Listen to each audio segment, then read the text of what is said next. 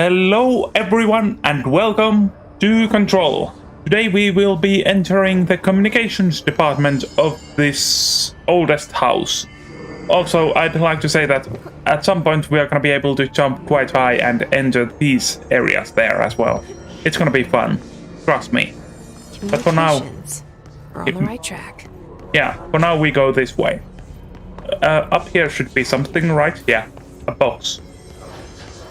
So let's take it. And then there is also this thing here. Internet usage rules. Number 1. Internet is not for social media use. Number 2. No FBC materials of any kind may be scanned or uploaded. Number 3. FBC email addresses are for work-related correspondence only. Number 4. Level 5 clearance required to access internet. Number 5. If a cubicle's black rock shell gets damaged, vacate it immediately and alert Mr. Tomasi. Number 6. If you notice any text in your work that you do not recall writing, vacate your cubicle immediately and alert Mr. Tomasi. Number 7. Do not connect internet com devices to the network. Number 8. Printer is for communication department use only. Number 9. Altered items are forbidden in the cubicles. Number 10. Notify security of any breaches immediately. They may require internal lockdown. And that's about it for that thing. And we can silence these guys as well. I don't remember there being any secrets here though, so we might as well leave at this point. No more noise from you. And here we have a bathroom again, which is to say empty yet again. Let's see, is there anything on this side? No, there isn't. And here is gonna be something. Headshot. He's dead. Now for sure. But before we continue where that guy came from, we are gonna be entering this room here.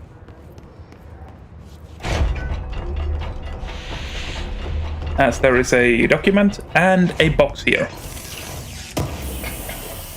Nice. Health recovery. Let's see. Health recovery, pick up 24%. What do we have right now? This is better actually, so we're gonna use it.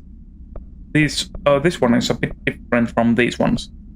Either we could have actual health or recovery, which is better, I believe. So let's see. Document Book Club Samson.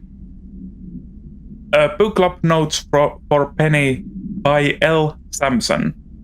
So I don't usually read a lot of sci-fi, but as far as space operas go, this was alright. The title Useless You could refer to a bunch of things in the book, I guess, but I thought it was a little vague and stupid. The way the characters kept throwing it around almost like a catchphrase got real annoying real fast. The best part of the story was the space battles. I sided with the fixers, obviously, because they had the coolest tech and their motivation made the most sense to me. Honestly, if I had to choose between some hoity-toity flowers in guns, space hippies, or a badass bunch of warriors who go around devouring planets like cheap sushi on a Sunday, I know who I'm picking. That scene where they invade City Planet and convert the entire population using those brainworms, and that and that space dog fight between those two ace pilots. Sign me the fuck up. What kind of ruined the whole thing for me was when my favorite character got killed not even halfway through the story by getting a battery cylinder launched into his face by a gravitational anomaly. His death didn't feel necessary at all. It is an interesting thing to see this world so alive. I like it. Anyway, let's go here and see. Oh yeah, this is... Object of power. Looks like the kids have latched onto it. We need to cleanse it. Yeah, this is the floppy disk. Let me show you guys. Case files, I believe, and... No, not these things. Oh yeah, it was the multimedia thing. Floppy disk. Yeah. Anyway, here we have a box, which we are going to be opening right now. And here we are gonna... And take note of that door there. There is number 1 on it, meaning that we need clearance level 1 to enter it. And here we go, as fast as we can. Trying to dodge this thing's attacks. No! Oh, okay, we can go there now. Let's do this.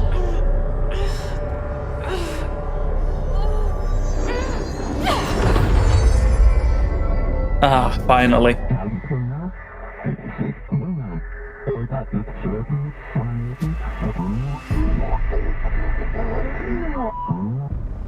It's harder to hear you when I'm here. It's like the channel's been changed. The board's in charge here. They're pyramids in the bureau seal. Are they really the ones pulling the strings? I'm not their director. I'm no one's director. Okay, so this is the ability that I've been wanting to get. Telekinesis. Ah, that's amazing, to be able to throw things like this. Just look at it. The destructible environment. You can even pull out a piece of the land if you really want to, but... There we go. If there is nothing around, it just pulls some piece of concrete like this here.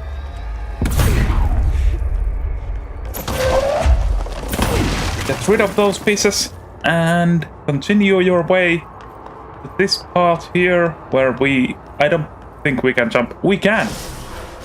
That is a high chance. Oh, energy is out. Ah, nice. 2 for 1. And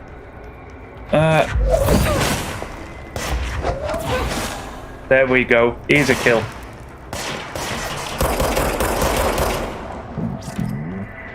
Okay, there we go. The hiss noise is burrowing into... Okay, you must stop. Mute them. Okay, I'm way too slow to read these things. Okay, so the Bureau wants us to find these things. These objects of power. Gone. Cut off. I got it. Just like you wanted, right? This will help me fight the hiss. There we go.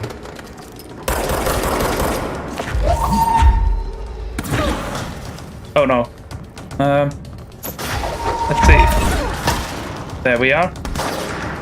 Just a moment. There is one more enemy left. Nice, there we go. It's easy enough to kill those guys when you have telekinesis. You just throw these small objects at them and their armor is out. Of course, there are enemies that do not take as much damage from them. But we'll see that later. For example, this guy here. Easy enough to kill. But that's not what I was talking about. About the Emily hardness. said that the hotline can be reached through the mailroom. Okay, then here we go. I remember actually, I used to kill all of these guys before, or in my first playthrough of this game. Anytime I saw them, I destroyed them. Absolutely. And there is one.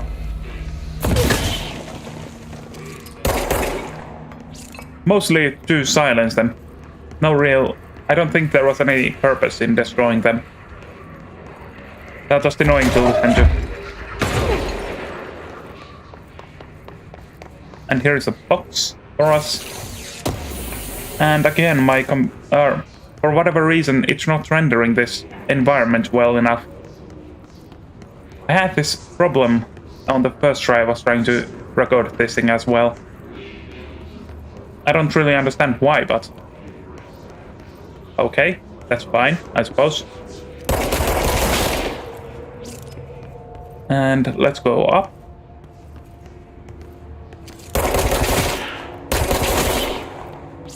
And here is a room which is actually open, I believe. Like so, doesn't need a clearance. Oh, a document. Marshall lockdown distinction. Pay attention, Alberto. This is the last time I'm explaining this. Internal lockdowns are manually triggered events that lock one or all of the sectors by restricting use of the sector elevator, effectively locking staff in their section or sector until the emergency is handled. They can only be lifted via the directorial override in the maintenance once the director is satisfied that the situation is under control. Yeah. External lockdowns are a bigger deal. Nothing in or out of the whole building. It's only triggered by a code red containment breach, based on some complicated system that security and research slapped together. It can only be lifted once A, the threat has been neutralized, and B, a high clearance individual gives the system the all clear. This process is not the same as the directorial override. So stop saying so in documentation.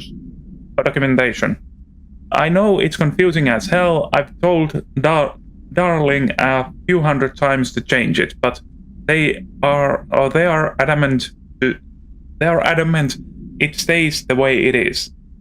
Honestly, I don't think they even know how to change it at this point. So let's just make sure our staff understands how this mess all works, okay? Marshall. Oh, there we go, finally. And this here is a place that we cannot enter just yet. There is a time we are gonna be able to. Oh. You come with us. Finnish music. Some of the older one. Oh. Sorry, but no time right now. It didn't even break. And here we have a battle. Oh no.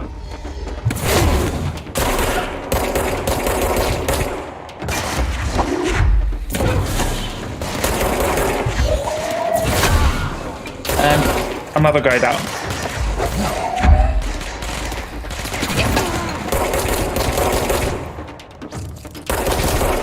There we go. I'm good. I'm so good. I think there was something hidden in this room as well, but I don't remember where. Oh, there is this thing. Data breach. Last month, our on-site server experienced an intrusion by unauthorized users. After a thorough investigation, it was confirmed that the user only accessed a video file, which contained portions of various Dr. Darling presentations. Investigators were able to track the users through their IP addresses. The following are the confirmed identities of these users. Patrick Strogens, Rubens Noguera, weird name, last name that is to say, Arto Koulumäki, Christopher Mills Bowling, Jaakko Saarinen. These individuals are in breach of Bureau Code 91. and have been placed under surveillance by our external investigation team. Further action is pending. Also, there is a His Ranger thing. The Rangers are the Bureau's well-trained and well-armed expeditionary forces. Their His corruption counterparts are equally formidable. Prior to corruption, Rangers are well-trained to use variety of weapons in order to face any threat found during of response or threshold exploration, including submachine guns, assault rifles, automatic shotguns, and automatic shotguns. His Rangers utilize these weapons as well as the advanced tactics taught by the Bureau instructors. Some are additionally outfitted with Bureau-made body armor. His Rangers have no observed paranatural abilities beyond some being protected by shielding of dense His resonance, capable of stopping bullets. Considering the advanced training the His Rangers are capable of applying to their situation. Is it feasible to consider the human mind still remains intact to some degree? Or is it the His able to tap into this combat training and utilize it? Further observation is required. Refer to file redacted for full report. Okay, and we have case file as well, which is the floppy disk that we got. Floppy disk OOP5, and then the KE thing. Containment procedure must be contained in a cell with no other loose material. Description: para utility. The object is an 8-inch diskette containing Soviet-era nuclear launch codes. When bound, the object allows para-utilitarians to telekinetically lift and throw it a short lift materials and throw it a short distance. See Dr. Darling presentation 1115 for more information. The object is currently bound to redacted for research purposes. Background: stolen from Soviet military base located in redacted by agents redacted and redacted with the CIA. The diskette contains launch codes to redacted missiles, believed to be reserved for use against redacted. After being returned to America, the diskette began throwing computational hardware at members of the decoding team. An informant in the CIA tipped the Bureau off, and it was requisitioned by agents the next day. So yeah, I have no idea why some of these things are redacted, since it's kind of a easy thing to figure out. The launch codes to redacted, for example, is obviously nuclear missiles, and then against probably America. I don't get why they are redacted, but oh well. So much reading. Shadow recall efficiency. Okay, that's fine. I think there is supposed to be something more here as well, but I can't figure out where. So let's go. This way there is more of these guys, and here we have a clearance level 1. Thank you. Hey. Silence. I don't wanna do that anymore. And here we go.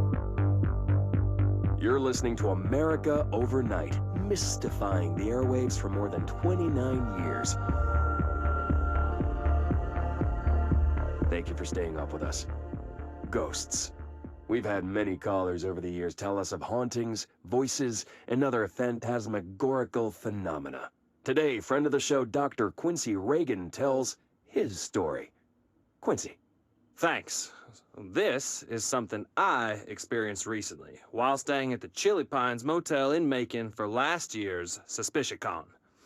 I was in room 47.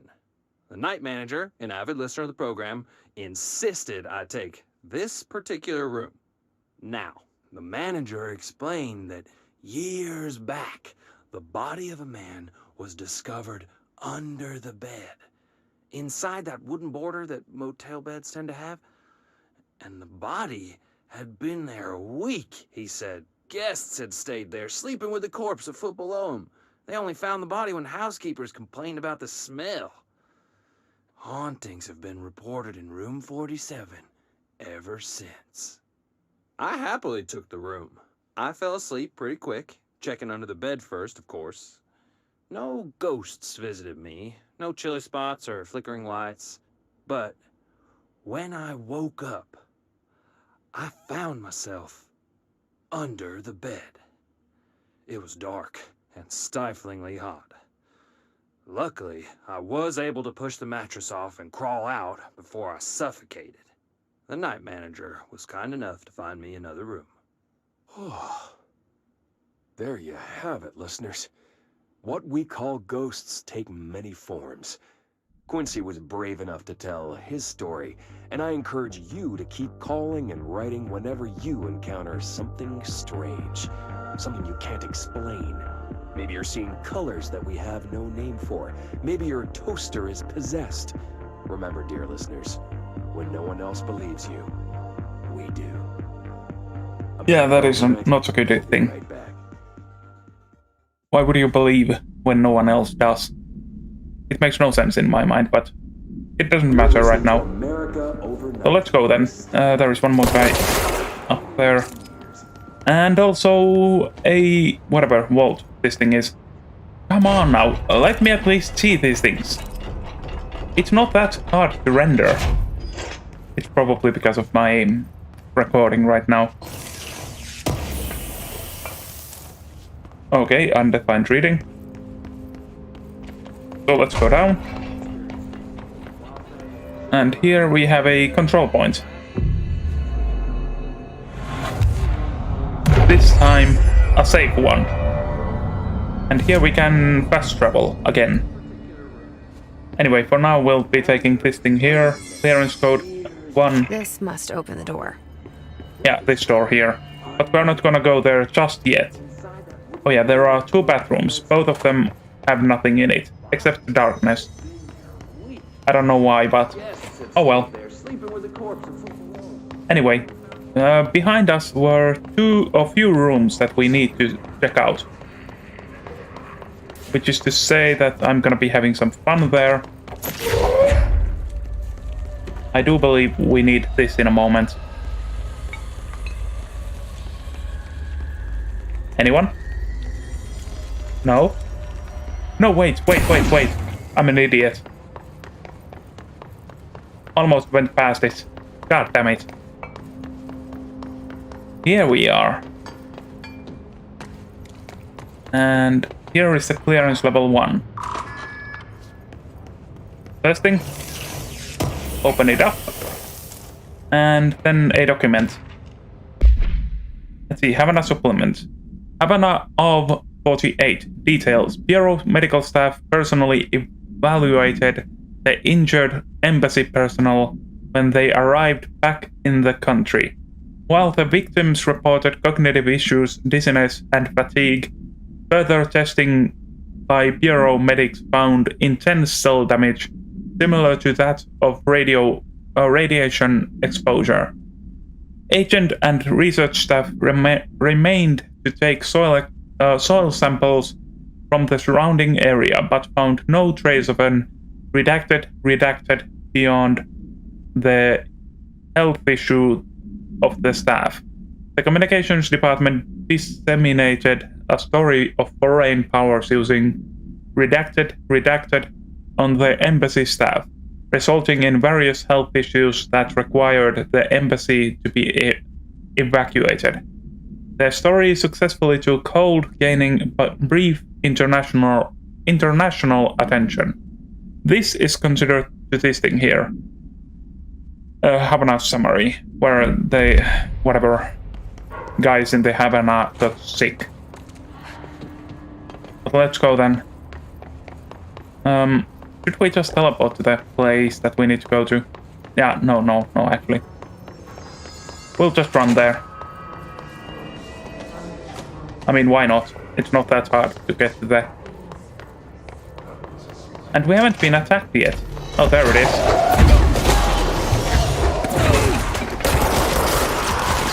There we go. Down you go.